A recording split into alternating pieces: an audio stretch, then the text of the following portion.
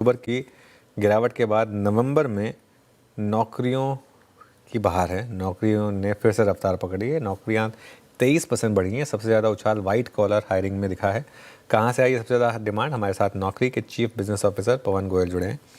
पवन जी, good afternoon. तो सबसे पहले तो ये बताइए कि क्या नवंबर के आंकड़े को देखकर एक थोड़ा सा कॉन्फिडेंस लग रहा है वापस इकोनॉमी में? और क्या ये जो जीएसटी कट हुआ था उसके बाद जो डिमांड में एक रिसर्जेंस हम एक्सपेक्ट कर रहे हैं, क्या कंपनीज उसका फ़ायदा उठाने की कोशिश कर रही हैं, या मतलब उस तरीके से देखा जाए इसे? तो देखिए, अक्टूबर और नवंबर में छुट्टियां बहुत होती हैं। कभी फेस्टिवल कभी अक्टूबर में आता है, कभी नवंबर में आता है। तो जब हम ईयर और ईयर यदि कंपेयर करें, तो हमें अक्टूबर और नवंबर दोनों को मिला के साथ देखना चाहिए। यदि हम दोनों को साथ मिला के देखते हैं, तो अक्टूबर और नवंबर पिछले साल के मुकाबले करीब 7% की बढ़ावत है। जो कि हर क्वार्टर यदि calendar year Q1, Q2, Q3 लगभग ये 6 से 8% के रेंज में ही रहा है। तो अभी कोई जीएसटी के कारण इम्पैक्ट है या नहीं कह सकता, बट ओवरऑल ये साल पूरा 6-7% के रेंज में चल रहा है। वही रेंज बाउंड है। कभी किसी महीने में थोड़ा ज्यादा हो जाता है, किसी में कम, बट 6 से 7% के रेंज में चल रहा है। Okay, 6 to 7%, not a trend yet, आपकी बात से ये निकल के आ रहा है। अच्छा पवन जी, मैं एक बात पूछूं आपसे, आईटी हायरिंग कैसी है? अगर आप पिछले 6 महीने के 3 महीने के ट्रेंड को रख पाए, आईटी की हायरिंग लार्ज कैप कंपनियां कैसी कर रही हैं, मिड कैप कंपनियां कैसी कर रही हैं? और एक और चीज़, एआई रेडी जो लेबर है या फिर एआई रेडी जो आपके वर्कफोर्स है, उसकी हायरिंग का ट्रेंड थोड़ा बताइए, वो कैसा है इस वक्त? आईटी हायरिंग पिछले साल तो में गिरावट थी। इस साल गिरावट नहीं है, पर बढ़ावत भी नहीं है।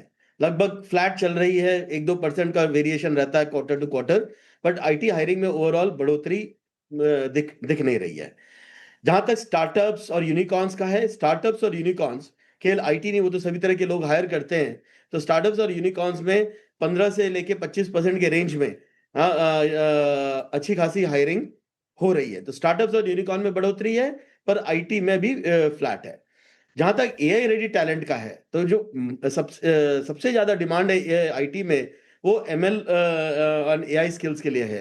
वहां पे करीब इस क्वार्टर यदि आप देखेंगे, तो 40 से 50% की ग्रोथ है डिमांड में। तो आईटी में एआई की डिमांड तो काफी बढ़ रही है। ओके, आईटी में डिमांड बढ़ रही है, एआई स्पेशली। पवन जी, वैसे फ्रेशर्स की हायरिंग कैसे चल रही है अभी, और कौन से सेक्टर्स, अगर मैं पूछूं, जो फ्रेशर को अभी हायर कर रहे हैं?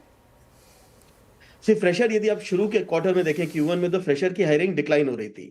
पर क्वार्टर क्वार्टर फ्रेशर में की डिमांड बढ़ने लग गई है। एंड इस क्वार्टर यदि देखेंगे, तो फ्रेशर की डिमांड लगभग लैटरल से थोड़ी सी ज्यादा है। पहले फ्रेशर की डिमांड आईटी सेक्टर में ज्यादा आती थी, पर अब आईटी में फ्रेशर की डिमांड इतनी नहीं है।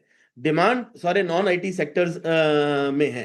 जैसे ट्रैवल, टूरिज्म, हॉस्पिटैलिटी हुआ, आर्किटेक्चर हुआ, रियल एस्टेट हुआ। तो ये सब जो नॉन आईटी सेक्टर्स हैं, उनमें फ्रेशर्स की डिमांड है।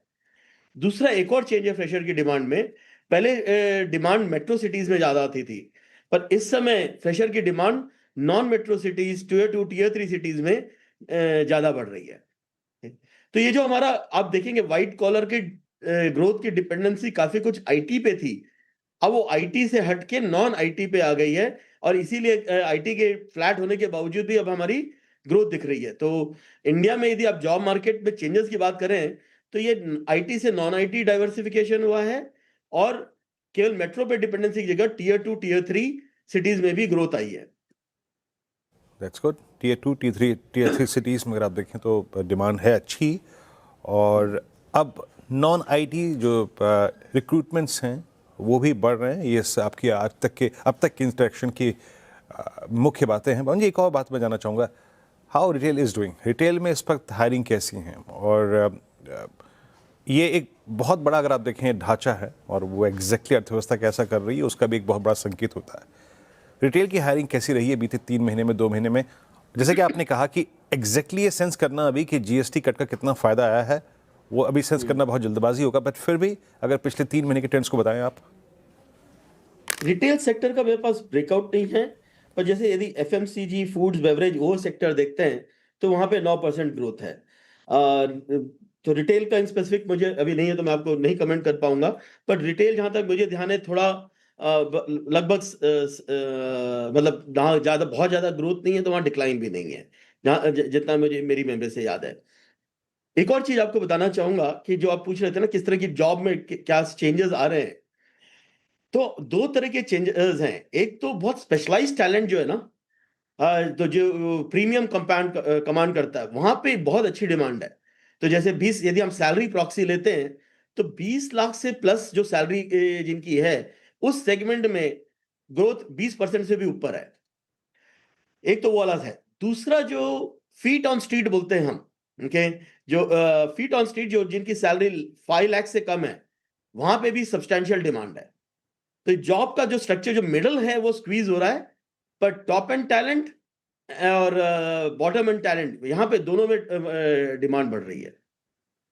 ओके, बहुत शुक्रिया पवन जी आज हमारे साथ जुड़ने के लिए और ये डिटेल्स बताने के लिए। बहुत शुक्रिया आपके वक्त के लिए।